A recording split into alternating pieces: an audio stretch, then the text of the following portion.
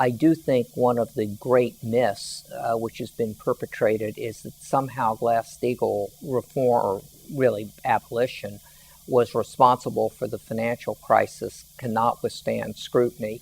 Lehman had nothing to do with Glass-Steagall. Bear Stearns had nothing. The GSEs, Washington Mutual, Wachovia, on and on. Again, so much of the origin of the problem was the unregulated mortgage bankers and brokers who basically ultimately polluted the system.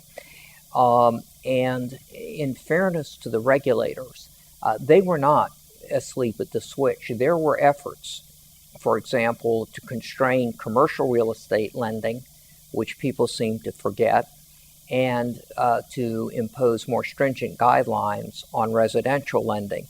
And there was pushback, and it didn't really take the way it could have.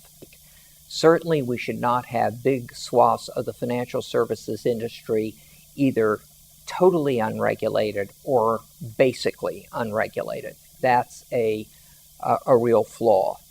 We clearly need a resolution regime which is more attuned to the exigencies of a situation in which large financial institutions are in jeopardy.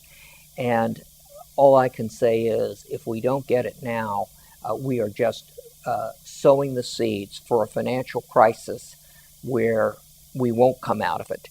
I had mentioned the decisive leadership and the resolute leadership, but we also had a very large measure of luck.